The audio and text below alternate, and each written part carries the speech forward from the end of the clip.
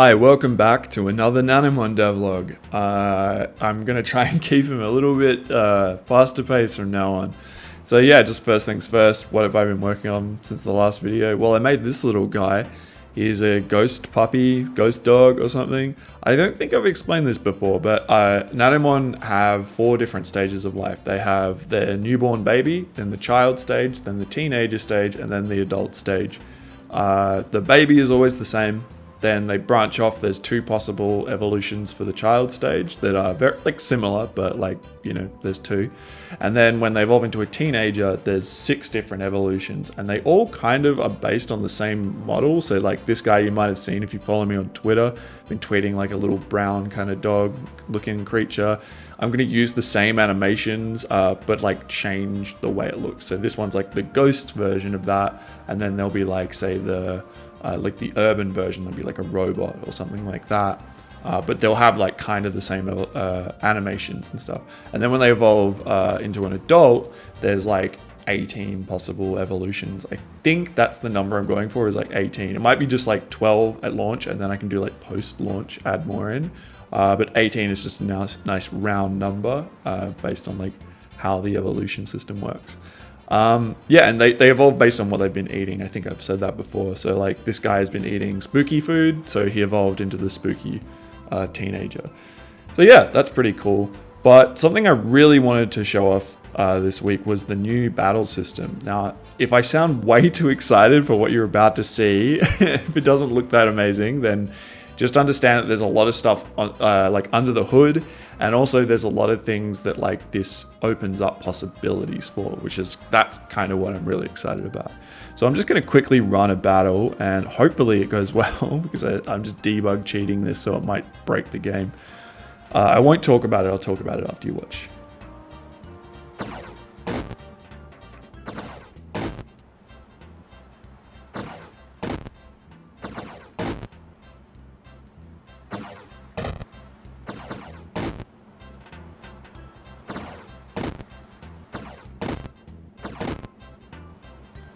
Hey, we won. That was a pretty boring battle. Not gonna lie. I wish that it had done a better one. I'll do another one in a tick, but I'll just explain what's going on. Basically, like, the way that the game works is it's almost like a turn-based system that just plays out automatically. So you're not inputting anything, but the game is sort of like taking turns where it's like, okay, turn 1, okay, they both do an attack. Turn 2, they both do an attack. Turn 3, they both do an attack. And then they have pre-programmed like behaviors for 4 turns, and then it repeats back to turn 1, and it keeps doing that. But then what happens is those behaviors will change based on like how much HP they have, how much HP their opponent has, whether they've dodged, whether they haven't, all that kind of thing. So it won't just kind of repeat the same thing over and over. Like you will see it like kind of, you'll be like, okay, if your guy is like, all right, I always stay right up close to the opponent, and then for the 4th turn, I move to the back, right? You'll probably see him do that a few times, but eventually things will start to change as his HP gets lower and things like that. So yeah, like I've been working this week on trying to get those just feeling and looking a little bit better. I'll run another one while I'm talking. Trying to get them feeling and looking a little bit better. Yeah, so this is already kind of looking a little bit cooler by just adding a lot of like exceptions and things in there to make the battles look a little bit more dynamic. So like the dodging is in there now. And there's all these, sort of like these exceptions and rules that happen when you're fighting, right? So what happens when you start a fight is that like you have a percentage chance to dodge each turn. So when you start a fight, it sets like those four turns basically, or 4 rounds I call them. So it'll be like, okay, round 1, where am I going to stand? Is it going to be like the middle, the front row, the mid row, or the back row, right? And there's like 3 rows on either side of the screen for you and your opponent, right? So it says, okay, where am I going to be turn 1? Where am I going to be turn 2? Where am I going to be turn 3? Where am I going to be turn 4? And then on top of that, it goes, okay, am I going to am I able to dodge their attack on each of those turns as well? And it'll roll a dice, and it gets basically like it gets your speed stat, which can be 0 to 100. It rolls like a 100-sided die basically, and it goes, hey, if that roll came back lower than your speed stat, then you'll try to dodge on that turn. So the higher your speed, the more likely your guy is to try and dodge each turn. That dodge, however, can still be like, can fail based on other things. So what can happen is like, if you're like, so what happens if you try to dodge, this is like really hard to explain without it sounding stupidly complicated, but it's really simple. But it's basically, if your guy comes back and it rolls and it says, yeah, okay, I'm going to try and dodge on that turn. Hey, you got an item, that's nice. If I'm going to try and dodge on that turn, it goes, okay, it sets your dodge to 1, okay? So your dodge needs to be greater than 0 for him to dodge that. So already it's like, okay, his dodge is number 1. Cool. If your opponent's speed is higher than your speed, your dodge is reduced by 1. So you're back to not dodging. If your opponent's attack is higher than your speed, you are reduced by 1. So you actually go down. You can't go lower than 0, but it's like you're still at 0, so you need to make up for that.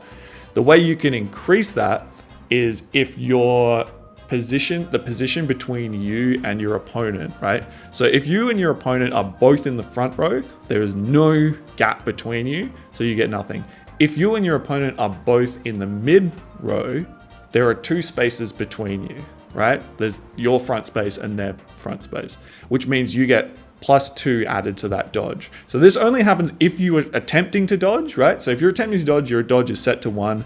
If you are then in the mid row and they're in the mid row, your dodge is now 3 because there's 2 spaces between you. So if they then attack you, and then you'll dodge, right? Because your dodge is over 1.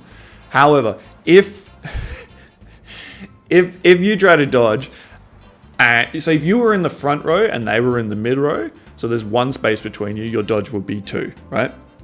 If they then have a higher attack than you and a higher speed than you, that's -2 off your dodge, so you're back to 0. So they'd still hit you, right? So that's kind of how the dodging works. It might sound a little bit like weird and like, oh, that doesn't make sense, but it kind of makes sense when you watch. You're like, oh yeah, like I'm gonna have a better chance at dodging the bigger gap of time there is between the 2 of us, you know? I've also added like a couple of things in there. If both, just like a couple of like exceptions to the rule that shouldn't really change anything, but might create that kind of, how do I explain it? Like, I haven't thought about them like enough. I need to do some testing, but like I've added something in where if both you and your opponent are in the front row and you're attacking, your attack power is doubled, right? Because you're in close combat, and it just comes up with a little like thing at the top. You might see it if I keep running battles. It comes up with a thing where it'll say like close combat as they like both come in and attack each other. Okay, it didn't do it. It didn't do it then because it said dodge, because he was dodging, right? Because you were dodging, right? But yeah, and you can see some kind of things. There's a lot of dodging going on in this battle. It's kind of cool. But yeah, like there's another thing too, where like if both you and your opponent dodge on the same turn, I just added like a visual thing where like instead of you both attacking and your attacks just kind of both missing, it's like whatever, that's boring. I'm like, well, I could add like a cool visual thing that just sort of acknowledges like, hey, that was kind of cool, you both dodged. So if you were both going to dodge on the same turn, when your attacks collide, they kind of like hit each other and bounce off in like a different direction. And I thought that was kind of cool. Another thing I added as like a way to stop like long, protracted, dodgy sniper fights, and also to just add a little bit more like, oh, look, you know, in certain situations, it looks different.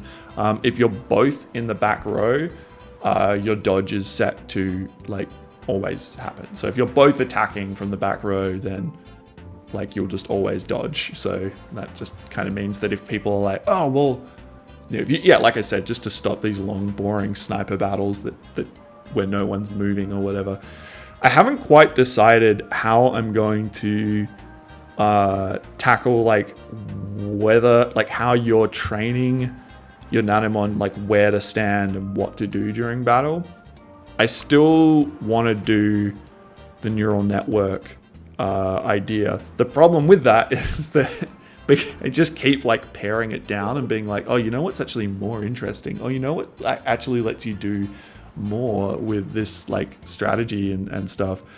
And I keep just coming up with these like kind of cooler sounding ideas, even though like the neural network thing kind of sounds cool. It's just getting slowly like pared back to like it might be like less than 12 variables, which is not really a neural network at that point. That is just some variables. But yeah, there's things like the retreating and advancing that can be kind of tied to something like that, like a neural network thing. The positioning thing can also be tied to a neural network style thing.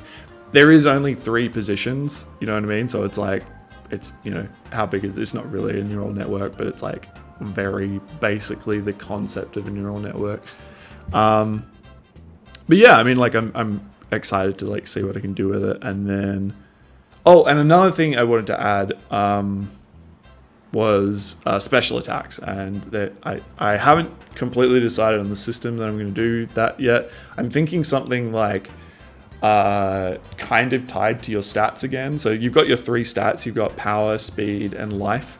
And I'm thinking like right now, obviously your power dictates like how your attack and like how much damage you're doing. Your speed dictates your dodging all the time and things, and then finally life is just like obviously dictates your HP, but it's like pretty static. It doesn't like change or anything during the battle, doesn't affect anything else. So I'm thinking of using life. I don't know, hang on, I need to iterate this. I want each of those stats. I don't want there to be the sort of thing where, oh hey, I got mail. Oh yeah, that was another thing I did. I'll explain that in a minute. Yeah, I don't want there to be a situation where people are like, well, obviously life is the least important thing, so then like no one uses those kind of builds. I want those 3 stats to be like kind of equally used in different ways in battles and stuff. So I'm thinking of making basically like your life total be like the number, like something like maybe your life is like the number of hits or something you need to do or take before you pull off like a special attack or something like that, which, yeah, like, so basically like your life total defines like how quickly you'll pull off a special attack or like how powerful that special attack will be or something like that. And then you would get a special attack in a battle by like taking damage. And I think that would be kind of interesting. I want to have special attacks that are like unique to each Nanomon. So you might have noticed in that battle I've removed like the attack names that were in the older builds of the game that are like the demo and stuff on Steam. They just didn't fit anymore because they had to have like at the top like the announcement, like when he's dodging it needs to say dodge, when he's advancing he needs to advance and stuff. So yeah, the attack names, I really liked that though, how they'd say like Disco Claw or like Spiral Slash or something like that, and those were like randomly generated, and I really liked those. So I want to bring that back, but maybe that's their special attack, so like I can have it kind of flash across the screen, like, you know, diagonally it'd be like Spiral Slash or like Disco Claw or something, and then do some kind of animation that matches that. And yeah, and I've got some ideas for like how those could like play into like strategies and things, so people could make builds that are constantly pulling off special attacks, but those special attacks are just like weaker, things like that. So yeah, I don't know, tell me what you think of the battle system so far. Obviously like it's not very flashy or anything at the moment, like I've done like some graphics and stuff, but there'll be things like knockback and like some more like effects and stuff going on. The attacks are just the same animation over and over, so yeah, that's kind of that. I haven't really been working on anything else. I've just been like trying to do that and then drawing this guy, which I really enjoyed doing. And then this mail. This is the other thing I did. I made it so before you would get like mail, and you would just sort of like get a little message saying, "Oh, I got some mail." Then you had to like open the menu and go to it. Now I've just made it this little bat guy shows up like and delivers your mail. So you just click on him and that just opens up. And he's like, hey, here's a gift. Cool, someone sent me a gift. Oh, another thing I did add as well, just up here in the corner, in the right-hand corner, is just like a rank, and I don't know what else to call the, like a Nanomon trainer or a Nanomon tamer or something. I need a name that's not used by another media property. So I can't use, I guess trainer's fine, but like yeah, I don't know, a nano trainer or something would be kind of cool. But yeah, so this rank thing up here, mine is like maxed out at the moment because I've been cheating a whole bunch, but what happens is that starts at 0, and then every time one of your Nanomon evolves, you gain what, like that number of whatever level it evolved to. So if it evolves from like level 0, like baby, to 1, then you'll gain 1 to your rank. When it turns into a teen, you'll gain 2. When it turns into an adult, you'll gain 3. And then every time you win a battle, you gain 1. Every time you lose a battle, I think you lose something like 10 or something. And every time your Nanomon like gets angry or like you mistreat it and it leaves or it dies or whatever, your rank is like halved. So it's this constant kind of thing of like trying to keep your rank up and stuff, and that'll kind of dictate certain events that happen. And there'll be certain parts of the world, like there'll be like shops or whatever, that it's like you've got to have a rank of at least 50 to get in here. And the idea of that was I really liked in Digimon how they have in the original virtual pets, they'd have like the win ratio, so your like victory percentage or whatever, and they have the like, you know, I think to evolve into champion or whatever, you've got to have at least 50% wins, and then at least 75% to evolve into ultimate or whatever it is.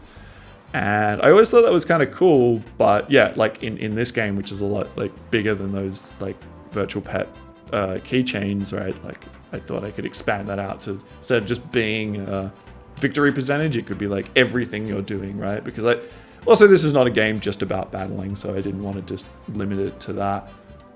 So yeah, like I thought it would be kind of cool to have something like that, and kind of something to strive to, but also something to maintain. I think it's important to have something like that it can go down sometimes. I think it's a bit boring otherwise. But yeah, oh man, what a long video.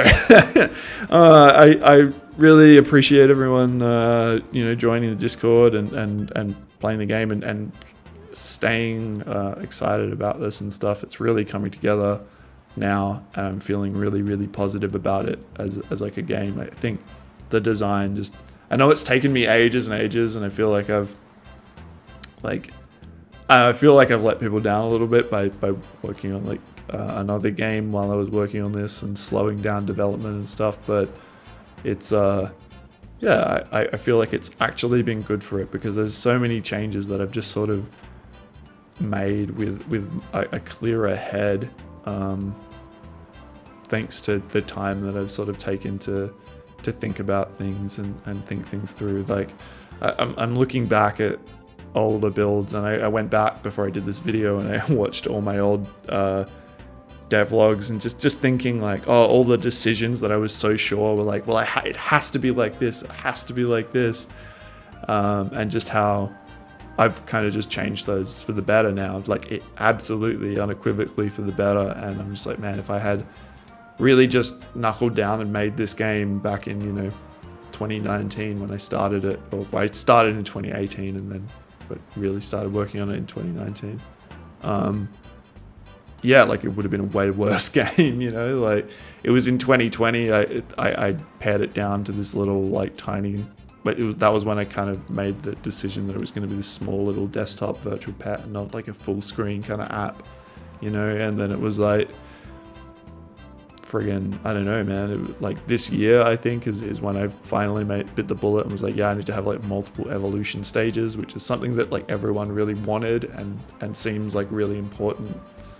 And yeah, it's like, it is way better having that. It's so much cooler seeing this thing grow.